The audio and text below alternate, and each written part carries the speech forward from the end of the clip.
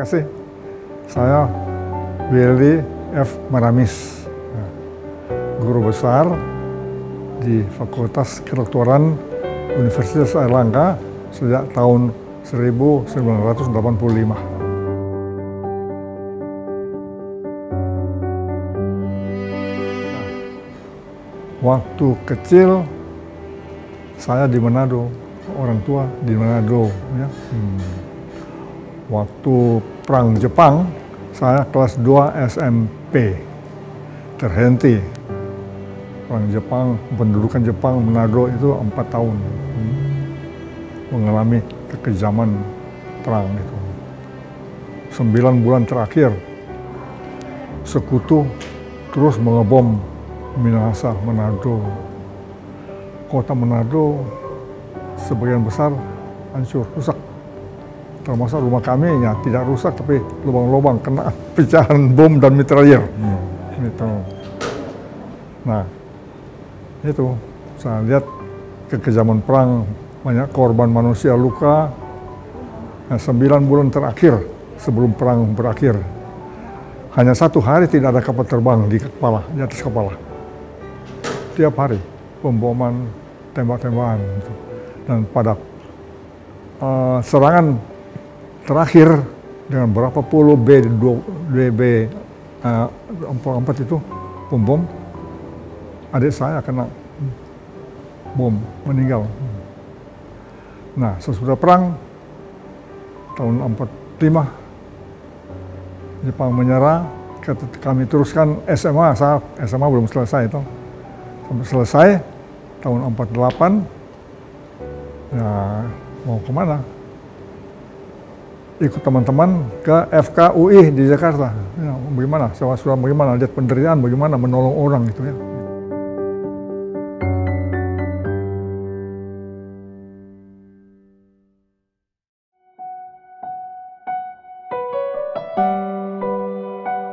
Tahun Januari 1950 pindah ke Surabaya. Waktu itu FKUI, cabang FKUI Surabaya.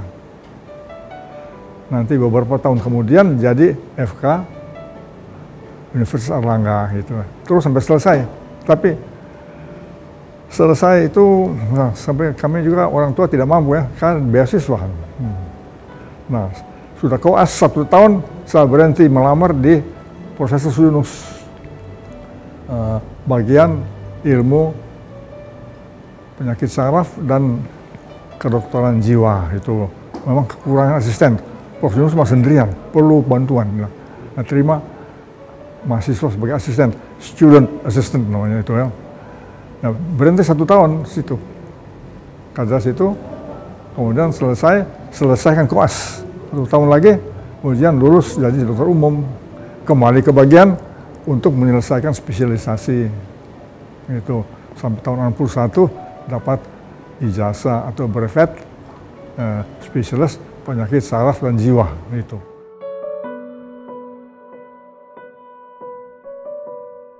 Mula ibu saya mau bilang saya sekolah jadi guru saja di Malang. Ada adiknya perempuan kerja di Malang, nanti nginap di dia jadi guru, ada sekolah guru di Malang yang terkenal. Tapi tidak jadi, ikut teman jadi dokter. Juga lihat kalau perang itu bagaimana ya. Nah, jadi dokter, jadi dosen, jadi guru juga ya. Seperti keinginan ibu. Nah itu, ingin jadi dokter ya itu. Tergugah dari penderitaan ini bagaimana menolong orang.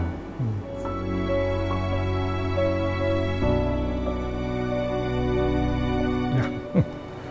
Perbedaannya, pertama, kalau dulu kelasnya kecil, saya mulai dengan 60 orang.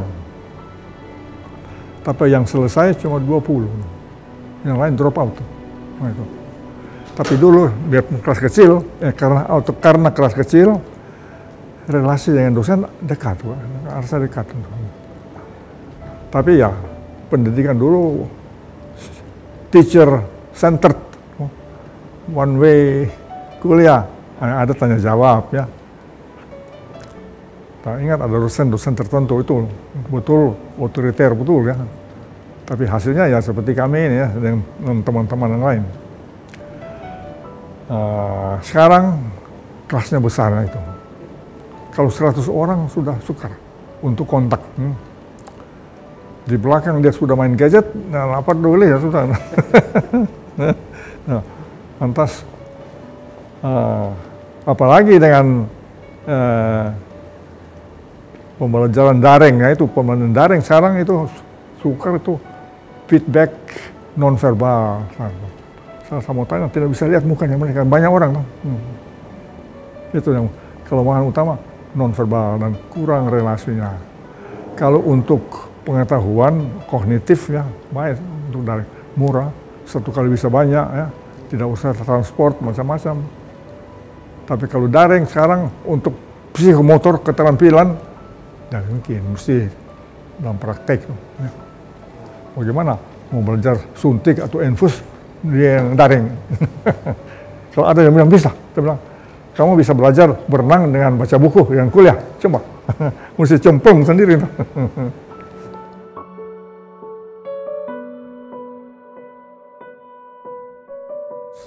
Pekerjaan sebagai, kalau dia Erlangga dulu ya, di FK Universitas Erlangga, ya sebagai dosen di bagian ilmu kedokteran jiwa, tapi kemudian saya dikirim ke Amerika tahun 64 melalui USAID, itu 1 tahun di sana, 3 bulan di School of Medicine Louisiana State University untuk psikoterapi.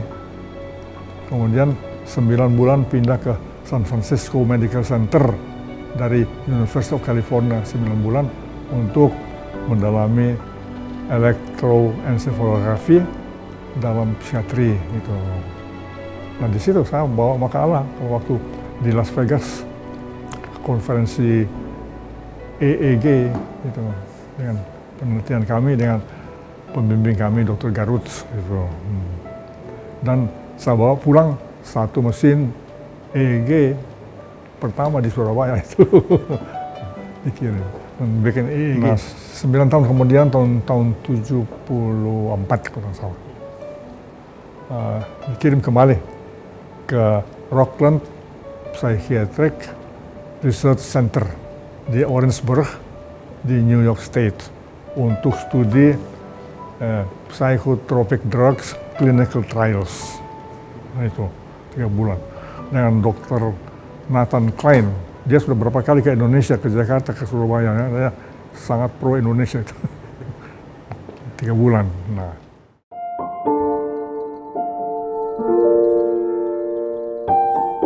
Di kedokteran ya. Iya.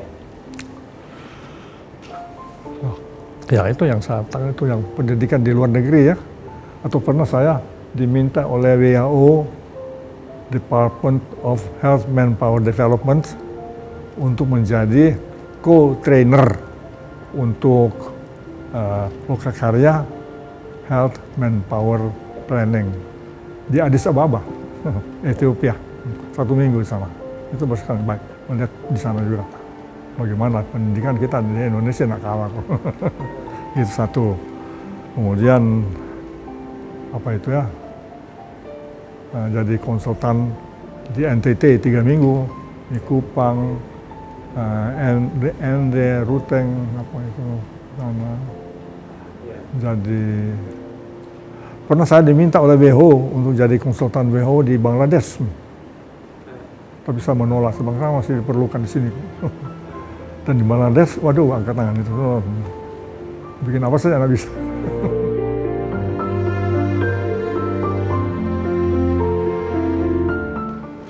Bisa berkarya di pendidikan. Yang satu tuh di FK, saya pulang dari Amerika tuh, saya mendirikan pusat latihan staf pengajar tuh. Sama Dr. Beckman benar di training oleh kami tuh. Pusat latihan itu 9 tahun. Tiap tahun.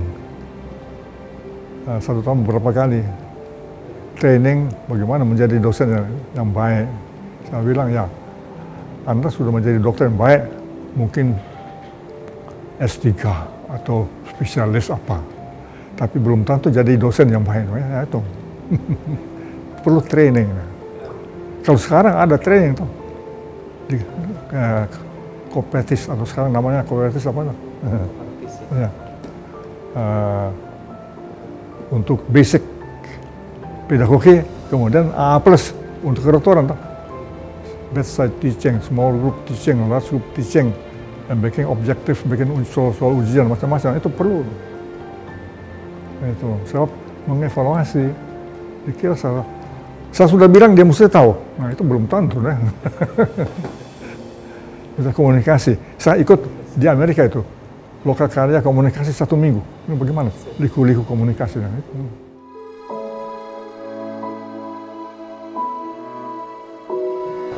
Saya kira itu istri saya. Kami mulai dari nol. Ya. Waktu lulus, ayah tidak kerja tuh. Saya beasiswa. Sudah lulus, berhenti beasiswa. Nah, lulus tinggal di garasi. Di Jalan Bangka, di sebelah rumah dokter Prof. Hendi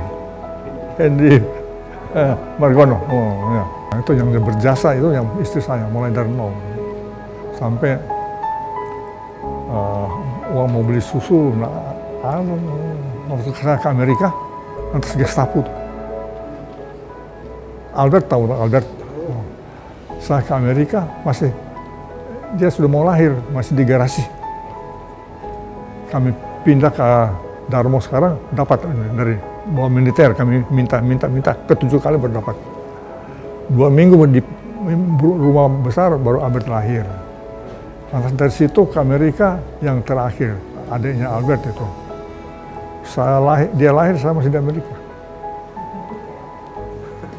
Saya pulang, dia tidak tahu siapa ini. Nah itu waktu Gestapo itu, suka makanan apa suka. Itu. Tapi istri saya tetap baik. Nah itu saya syukur kepada Tuhan ya. Dari pendidikan anak kecil saya. Ya. Saya tidak ingat orang tua saya bertengkar, itu naik. Dan saya tidak ingat saya pernah dimarahi secara emosional oleh orang tenang. Ada tegur ya bisa, tapi enggak. Nah itu mungkin dibawa terus dengan istri saya juga, pernah bertengkar keras, emosional sampai.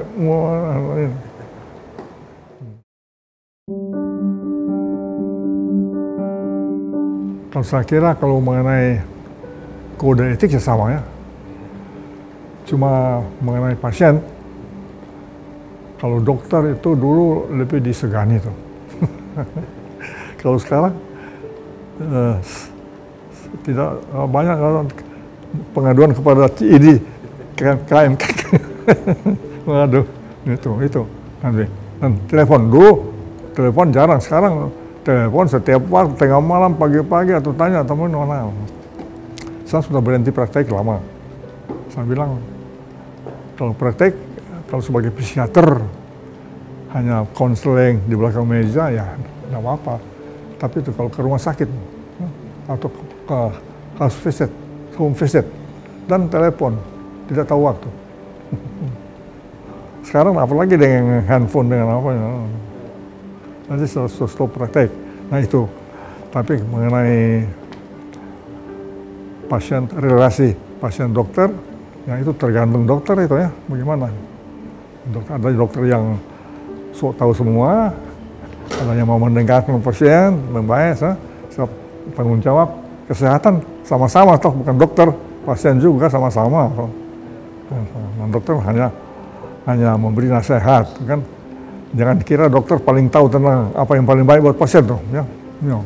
Pasien yang paling tahu. Kita cuma hubungan pasien cuma berapa? 10 menit atau berapa, nah, kalau dia umur 20 tahun sudah berapa jam, lebih tahu apa yang paling baik gitu.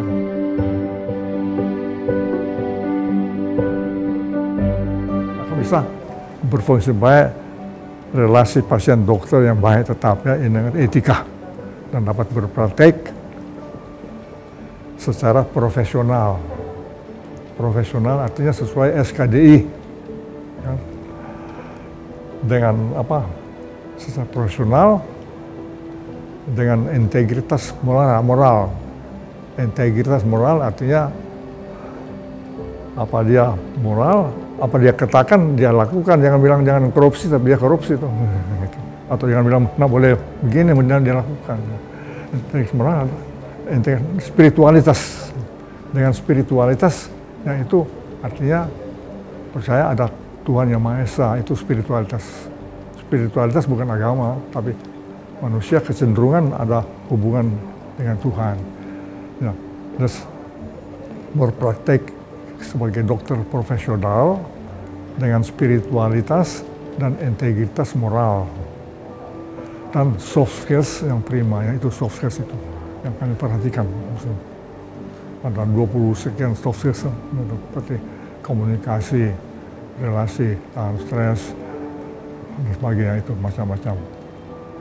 Dan melayani dengan etika, disiplin, sopan santun, dan kasih. Dan saya bilang gini, IP kamu itu waktu lulus, biarpun IP 4,00, belum tentu kamu jadi dokter yang baik. Dan dalam praktek ada gitu teman-teman saya. Top 10, tapi nggak ada pasien. Kenapa? Saya suka sendiri agak angku dan macam-macam. Gitu. Jadi yang penting kompetensi. Nah, kompetensi termasuk IPK plus soft skills, etika, disiplin, sopan santun. Ya. Tapi yang lebih penting kinerja tuh. Sopan santun di tempat praktek, yaitu penilaian atasan, bawahan, dan masyarakat. Nah, kalau saya sambutan kepada dokter yang baru lulus, bilang, selamat lulus, baik. Yang IPK 4, baik sekali. Tapi saya lebih senang kalau penilaian masyarakat lulus. Kinerjanya itu. Nah, itu baru bilang, dokter yang baik.